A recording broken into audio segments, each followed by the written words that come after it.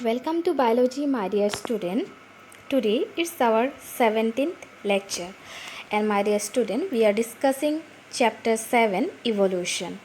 And in last lecture, we have discussed about theories of organic evolution. So, my dear student, already we have learned about two theories of organic evolution, that is Lamarck theory and Darwin theory. So today let us study about another theory of organic evolution.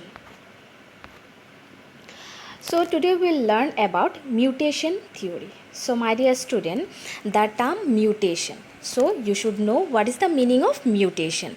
So mutation means you may say that some changes in chromosome.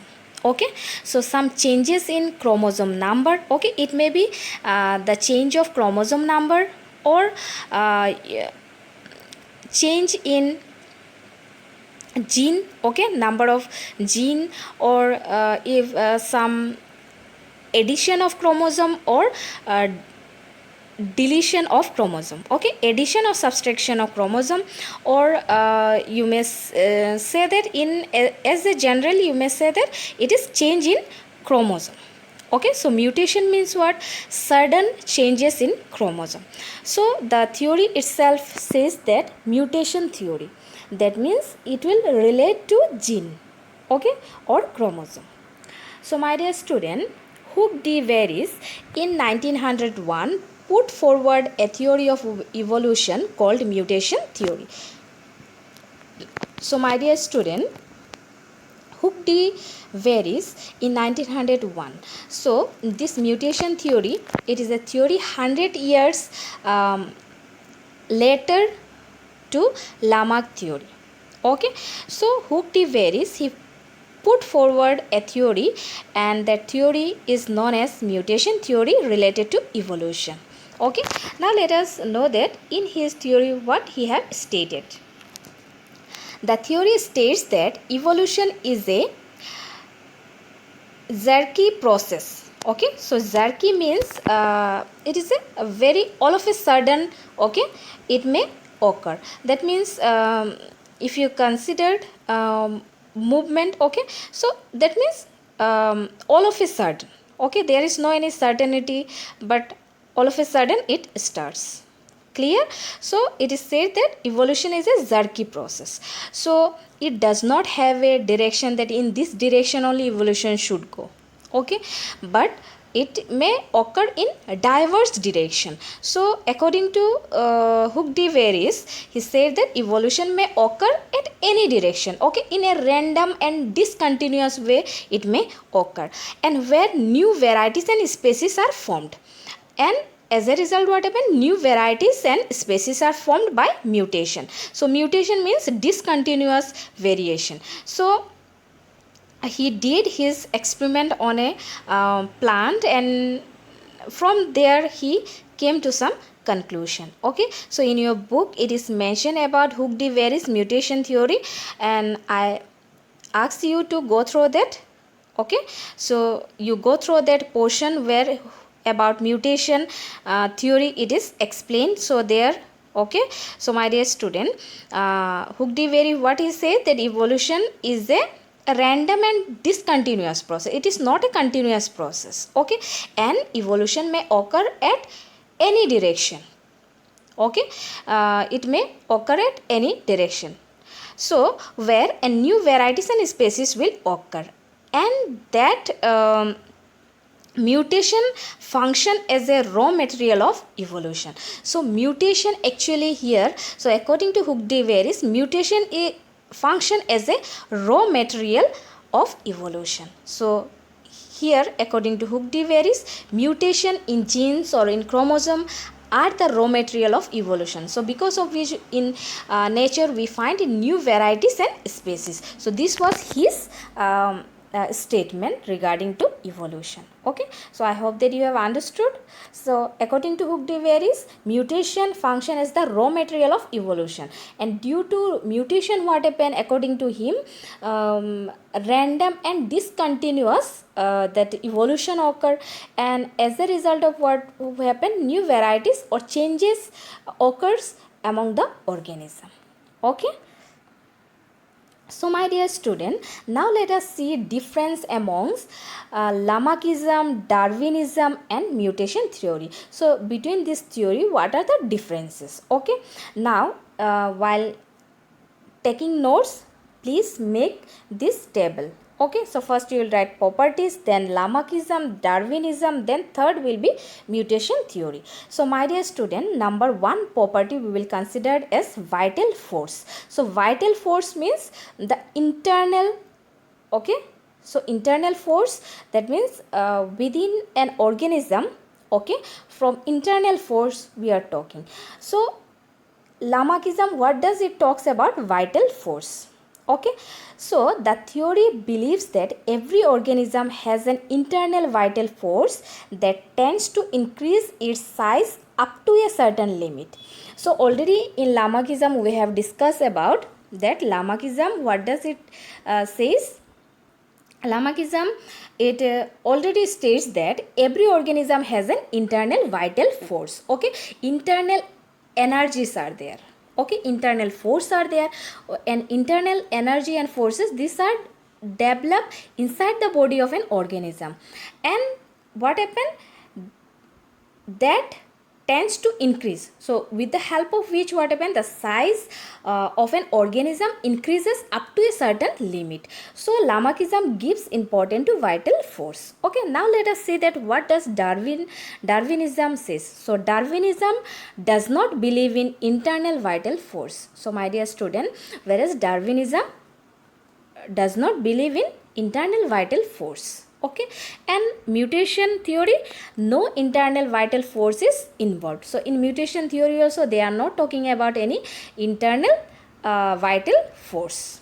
Okay, so these are the differences. So in whenever in exam, if it is asked that write the differences between Lamarckism and Darwinism, you can take the notes from here, or Lamarckism and mutation theory. So any two of them if it is asked, or among the three, you can write it. Okay, so vital force you understood. So vital force, it finds important in Lamarckism, but it does not find its important in Darwinism and mutation theory. Okay, now let us see about number 2, that is conscious reaction.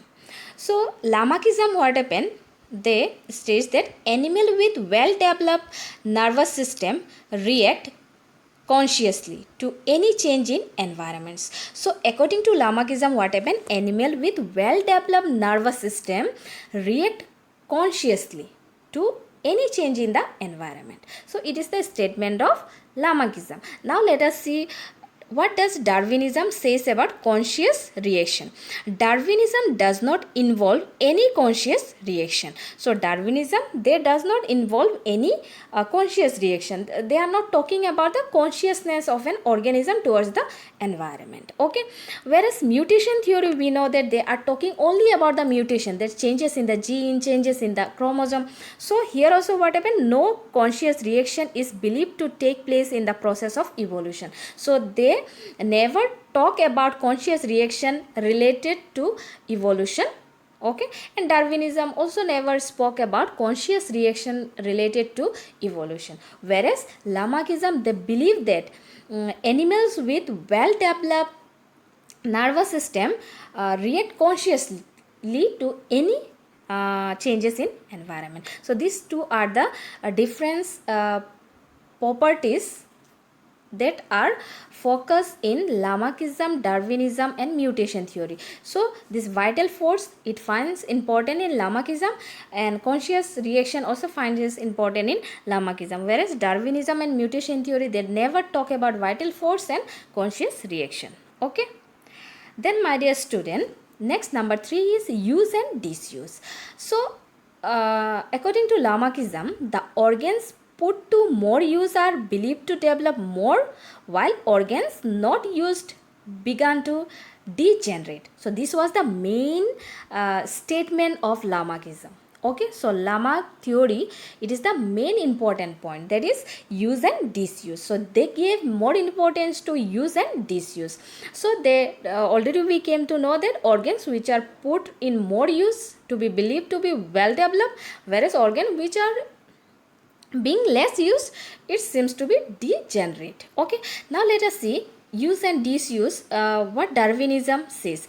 So the theory is silent. So Darwinism is silent about use and disuse of organs. So Darwinism never talk about use and disuse of organs. Then mutation theory, the theory is silent about it. So mutation theory also, they never spoke about use and disuse of organ. Okay. The next, my dear student, number 4, inheritance of acquired characters. So inheritance means what we have received characters from our parents. Okay, so some of the character we are acquiring. So about that, what does Lamarckism says? So according to Lamarck theory, the characters acquired by an organism during its lives are believed to get transferred the next generation. So Lamarckism believed that characters acquired by an organism from their parents, okay, in its life are believed to get transferred to their next generation. So Lamarck believed in transfer of character from one generation to the next. Whereas in Darwinism, what happened? According to Darwin, all the living cells produce minute particles. Okay, so according to Darwin, what happened? All the living cells produce minute particles or pangenesis, which pass into germ cell for transmission to the offspring. So here what happened? Darwinism also believed that some of the now living cells has the capacity to form some minute particles, and this minute particle now which pass into the germ cell. Okay, so germ cell, that means the male gamete, female gamete, about that we know. Okay, so they are known as germ cell, and from that germ cells what happened? Transmitted to the new offspring. So they also believe the inheritance of acquired character. Now mutation theory, what happened? Mutation theory, only those variations are transferred to the offspring which originated in germ cell or in the cells which form germ cell. So according to mutation theory, what happened? They believe that only those variation, only those characters or those properties are transferred to the offspring which are originated in the germ cell. So they don't believe that from parents. Okay, from parents all the characters are not transferred, but some of the character that are only the character that are developed or that are produced in the germ cell, that is in the male gamete and the female gamete. They believe only this, and or the cell which form germ cells, or only the cells that forms the germ cells, only from that only what happen, variation, these variations are transferred. Okay, this is the statement of mutation theory. So mutation theory only believes that from the germ cell only what happened to the offspring, the variations are transferred, not from all the cells of an organism. Okay, then my dear student, number 5 is struggle for existence. So struggle for existence is another property. Now let us see Lamarckism, what does they say. According to Lamarck theory, the theory does not clearly spell out struggle for existence in relation to high biotic potential. So Lamarckism, what happened? They don't believe in or they directly or they have never explained about struggle for existence. Now let us see Darwinism. So according to Darwinism, organism produce more offspring than the available food and space, so that a struggle for existence ensues among them.